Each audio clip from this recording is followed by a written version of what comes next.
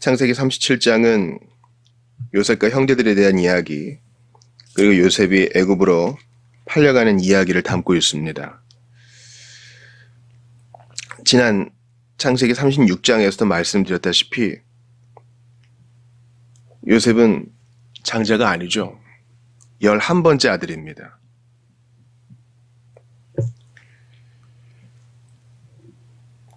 그에게는 소위 말하는 정통성이 없어 보여요. 요셉을 낳기 전에 어떤 꿈을 꾸었다는 얘기도 없고요. 단지 그가 애정했던 라헬의 아들이었던 것이 좀 특별합니다.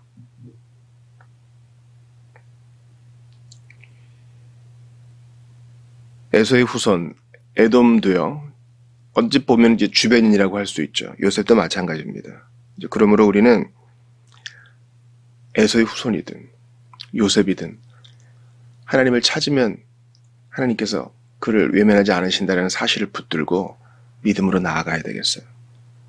사실 누가 장자건 우리가 이미 신약의 렌즈로 보면 또 유다가 보이지 않겠습니까? 유다건 다 나쁜 놈이잖아요. 그러니까 우리는 이 택정에 있어서 하나님께 속한 일들을 감히 판단하려 하지 말고 오늘 여기서 부지런히 주님의 얼굴을 구해야 됩니다. 우리는 구원받았고 구원받고 있으며 앞으로 온전히 구원받을 사람들이죠. 그러므로 지금 여정 중에 있다고요. 하나같이 다 부족해요. 요즘 그 개혁교회 안에서 논쟁들이 좀 벌어지고 있는데 아주 신선한 접근이 있어요. 어떤 특정한 사안을 가지고 예를 들어 뭐 능동적 순종이라든지 안수의 문제라든지 이런 것을 가지고 논쟁을 할 때 참교회냐 거짓교회냐 이런 잣대로 보는 것이 아니라 더 개혁된 덜 개혁된 더와 덜의 관점으로 보게 되면은 좀 용인하고 받아들일 수가 있어요. 마찬가지입니다. 에돔의 자손들, 에서의 후손들이죠. 또 요셉과 형제들 다 마찬가지예요. 각자 다 부족한데 우린 다 주변인인데 하나님 앞에 마음을 찢고 오늘 옷을 찢는다는 표현이 3번이나 나오잖아요. 하나님 앞에 나와서 겸손히 엎드리면 주님은 결코 외면하지 않으셔요. 내게 오는 자 내가 결코 헛되이 돌려보내지 않겠다. 예수님의 말씀 아니겠습니까? 이제부터 창세기 끝장까지 우리는 요셉의 이야기를 봅니다. 근데 이 요셉의 나이가 정확하게 기술되어 있어요. 17세의 소년이라. 청소년기죠. 근데 하필 비라와 실바의 아들들과 함께 있었다 그래요. 그러니까 편애의 극과 극이죠. 가장 사랑받는 아들과 그렇지 못한 아들들. 이런 일이 일어나서는 안 되는데 실제로 일어나고 말았습니다. 11번째 아들, 아직은 청소년 시기에 있는 요셉은 형들의 잘못을 아버지께 일러 바칩니다. 그러니까 미움을 받겠죠.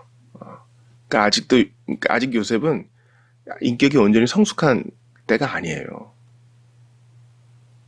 게다가 하나님께서 그에게 어떤 계시로 꿈을 꾸어서 뭔가를 보여주십니다. 곡식단이 절하는 것들,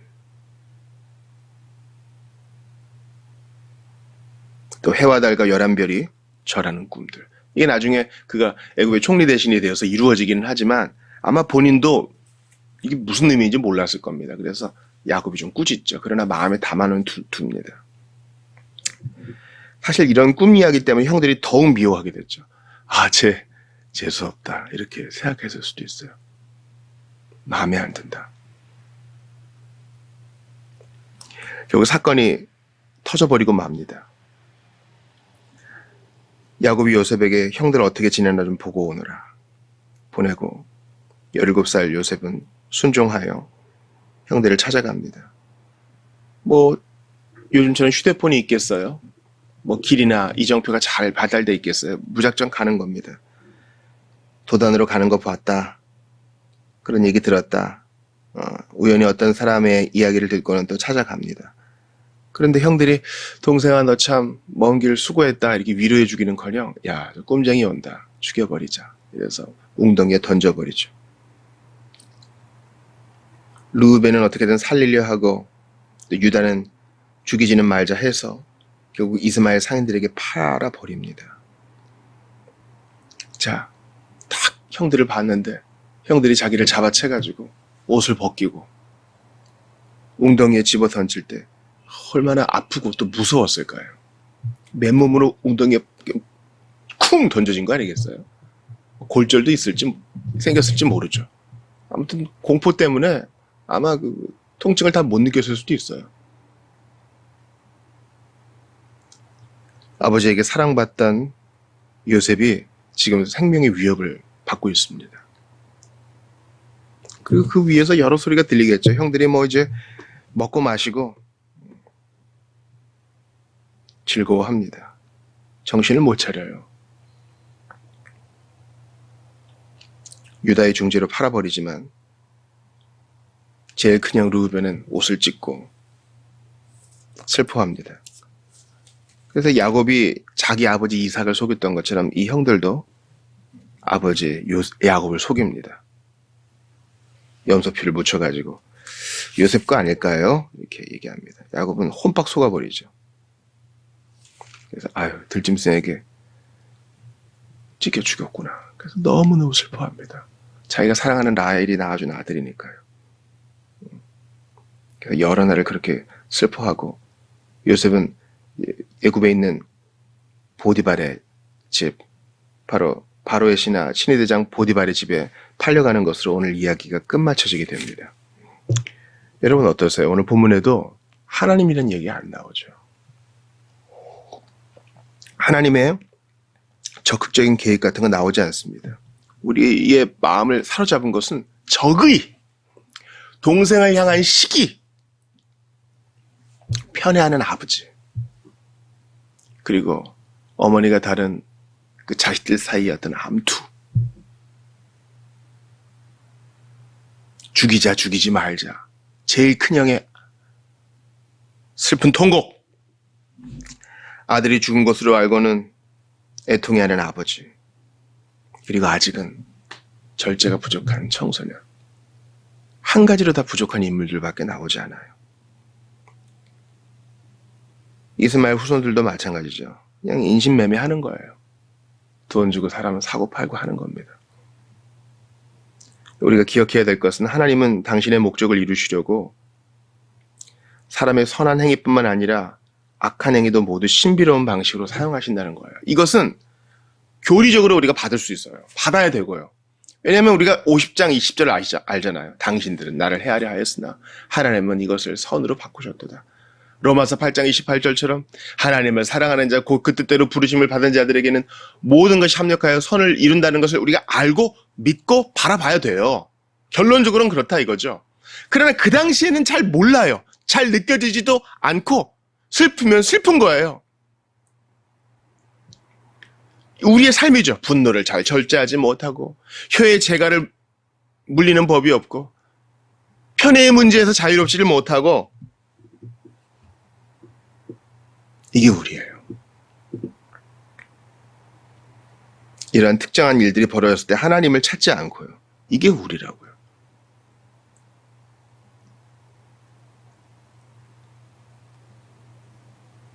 청소년 요셉이 자기가 꾼 꿈을 가지고 사람들이 좀 제대로 받아들이지 못한다면 기도하며 하나님을 기다리면 됐을 일인데 굳이 그걸 얘기해서 시기가 나고 맙니다.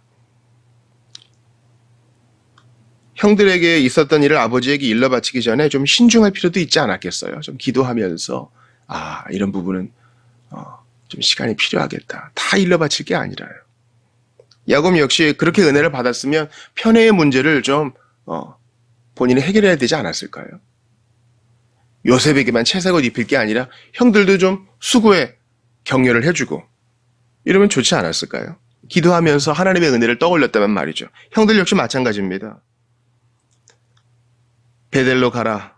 자신들이 잘못한 것을 덮어주신 하나님을 경험하고 여정 가운데 주님의 은혜를 맛봤잖아요. 그렇다면 이런 시샘의 문제, 질투의 문제가 있을 때 주님께 기도하면서 마음을 다스려야 하지 않았을까요? 그런 게 없어요. 이게 엉망진창인 우리의 삶이 그대로 오늘 37장에 나와 있다고 저는 생각합니다. 근데 이 슬픈 현실 속에 하나님은 여전히 이 가운데 일하셔요. 벌써 목요일인데요. 주일을 보내고 월화수목 지내면서 여러분 어떠셨어요? 여러 일들이 있어요. 때로는 무기력하고, 때로는 기쁘고, 때로는 감사하고, 때로는 화나고요. 때로는 의심도 해요. 하나님 이 가운데 일하고 계셔요. 그러니까 신앙은요, 세월 지나갈수록 나의 느낌과 상황 상관없이 여전히 주님을 의지하는 데 있는 거예요. 기쁠 때나 슬플 때나 주님을 의지하고 기도하고 바라보는 건 말이에요. 제가 오늘 여러분과 나누고 싶은 것은요, 이 요셉의 순종이에요. 이 요셉은 누가 뭐래도 그리스도를 표상하고 있어요. 오실 그리스도를 예표하고 있다고요. 여전히 부족하나 주님은 이 요셉의 이야기를 통해서 후에 오실 메시아가 어떤 분이신지를 보이셨고 우리는 그것을 알고 있습니다. 아직 17살이란 말이죠. 그런데 아버지 야곱이 이 사랑하는 요셉에게 명령을 내립니다. 13절 보니까 네 형들이 세겜에서 양을 치지 않느냐, 너를 그들에게로 보내리라. 그래서 잘 있는지 보고 와라. 먼 길이에요. 아마 왕복하는 길을 생각하면은 요셉은 분명히 노숙을 해야 됐을 거예요. 뭐 지금처럼 숙박업소가 잘 발달된 것도 아니고 우리 입장으로 따지면 미성년자 아닙니까? 근데 홀로 보내요.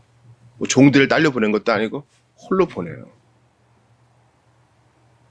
이것은 성부께서 성자 예수 그리스도를 인류의 구원자로 이 세상에 보내심과 같습니다. 언뜻 이해가 안 돼요. 아니 라헬의 아들이고 그렇게 사랑하는 아들인데 이렇게 보내야 될 이유가 있을까? 야곱이 어떤 생각인지는 모르겠어요. 아마 그는 남은 자식들도 다 사랑했을 거예요. 그리고 요셉과 형제들이 좀 들판에서 화해하고 좀 잘 지내기를 바랬을 수도 있죠. 아니면 아직까지 자기 양떼에 대한 애착이 너무 커. 자기 가축대. 내 재산에 대한 애착이 너무 커서 그랬을 수도 있어요. 본문은 그걸 얘기해 주지 않아요. 그러나 분명한 것은 야곱은 그 먼 길을 다녀오라고 요셉에게 명령했고 요셉은 군말 없이 순종합니다. 예, 가겠습니다. 예, 그리하겠나이다. 성부께서 성자 예수 그리스도를 인류의 구원을 위해 성육신하여 이 땅에 보내줘요. 예, 가겠습니다. 이 영원전 협약이거든요. 삼위 하나님 안에서요. 군말 없이 순종하세요. 마치 이사야가 얘기하듯이 누가 우리를 위해 갈고 제가 여기 있나이다. 나를 보내소서. 이런 마음으로 그리스도께서 오셔요. 머뭇대다가 불평함에 오시는 게 아니라 기꺼이 사랑으로 자원해서 오셔요. 그 먼 길을. 요셉이 자기의 집 있는 곳에서 도단까지 먼 길을 갔던 것처럼 그리스도께서도 하늘 영광 보좌를 버리고 이 땅까지 그 먼 길을 오셨습니다. 수고로운 길을 오셨어요. 에이, 하나님이니까 뭐 멀고 짧은 게 뭐가 있어요? 아니요.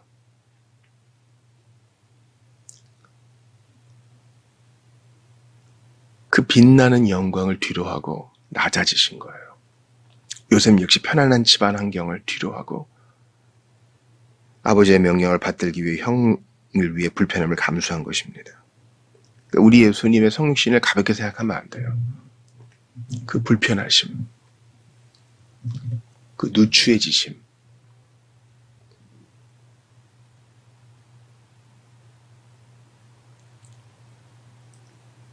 오늘 본문 보니까 마땅히 동생을 돌봐야 될 형들은 요셉을 홀대합니다. 죽이려고 해요. 이게 바로 그리스도께서 당하신 일 아닙니까? 자기 백성을 구원하려고 왔는데 자기 백성이 손이 죽임 당하잖아요. 환영하기는커녕 오히려 멸시하고 사탄이라 그러고 그리고 그 구주의 손에 못을 박아버리잖아요. 죽여버리잖아요. 형들이 요셉을 죽이려 함과 같은 거예요. 이 본문을 보면서 우리는 우리에게 오시는 예수님을 얼마나 환영했는가 봐야 돼요. 우리의 영원한 요셉, 우리의 완성자 요셉, 예수 그리스도를 우리 얼마나 환영하는가. 그분은 오늘도 우리에게 오세요. 성령으로 우리에게 오셔요. 노크하시고 말을 거세요. 섬기러 오셔요. 그런데 환영 안 해요.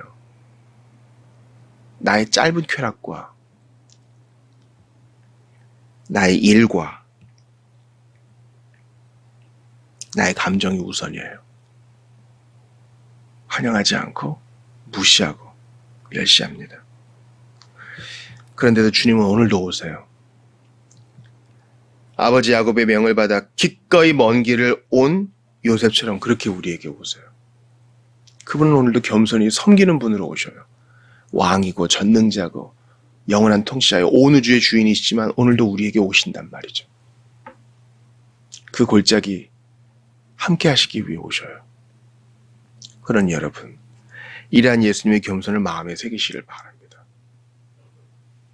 우리 예수님 얼마나 좋은 분이세요. 이런 대접을 받으시고도 오늘도 오시고 먼저 손을 내미세요. 나는 예수님을 정말 왕 대접했나요? 저는 부끄러워요. 나는 그러진 못했거든요. 나는 나의 계획과 나의 쾌락과 나의 즐거움이 우선이었지 그리스도께 온전히 순종해 본 기억이 내 일생에 과연 몇 번이나 있었는가 돌아보게 될 때마다 부끄러워요. 이 사랑을 생각하고 이 사랑에 젖어들 때야 우리는 비로소 주님의 뒤를 따를 수 있어요. 어떻게 따를 수 있습니까? 우리도 찾아가는 거예요. 여러분, 제가 이제 미국에서 신앙생활 하시는 분, 현지인, 미국 이제 본토인들이죠. 신앙생활 하시는 분하고 한번 교제를 했어요. 큰 교회래요. 아주 또 기독교 역사가 긴 곳이고요. 예산도 넉넉하고 사람들도 잘 자리 잡은 사람들이에요. 전문가들도 많고요. 음악도 훌륭하고요. 그런데 신방을 잘 안 한대요. 신방 찾아가는 거죠. 교인들을 가정 방문하는 거예요.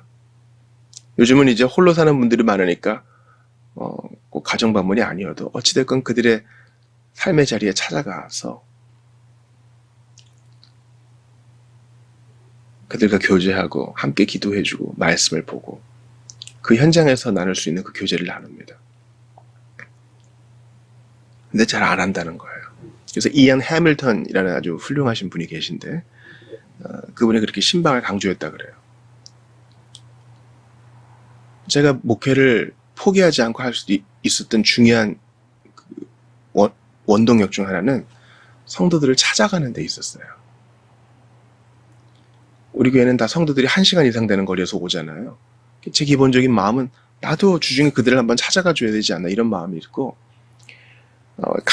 무리 가운데 나눌 것과는 다르게 이게 1대1로 있을 때 신방의 현장에서만 나눌 수 있는 이야기들이 있어요. 그때 제가 배웁니다. 저도 그들을 말씀으로 격려하지만 저도 배웁니다. 제가 또 교회에서 식사를 대접하기도 하고요. 저도 얻어먹을 때 있고요. 그 자리에서만 나눌 수 있는 것이 있어요. 찾아가니까 상승효과, 선순환이 일어나요. 그래서 여러분 오해하지 말아주세요. 교육자는요 1년 52주 설교 스케줄을 딱 만들어 놓고 오늘은 이거, 내일은 저거 이렇게 뽑아서 하는 사람이 아니에요. 우리는 설교 머신이 아닙니다. 신방할 때, 성도들을 만날 때, 영혼들을 만날 때 하나님께서 비추어 주시는 말씀이 있고 그거 연구해서 나누는 거예요. 그거 안 하고 그냥 학자연하면서 뭐 최신 신학 동향이 어떠느니 이렇게 하나님 말씀 나눌 수 없어요. 찾아가는데 거기서 인사이트가 있어요. 물론 찾아가려면요 고달픈 일이에요. 짐을 싸야 되고요. 수고를 감당해야 돼요. 그러나 영혼을 만나고 오는 그 길은 너무나 복되고 감사해요. 주님이 부르실 때까지 이 일을 하고 싶어요. 사랑하는 여러분, 예수님은 찾아오시는 분이세요. 그러니 우리가 감동받아서 다른 영혼을 안 찾아갈 수 있어요. 이런 일들이 성도 간에도 있어야 됩니다.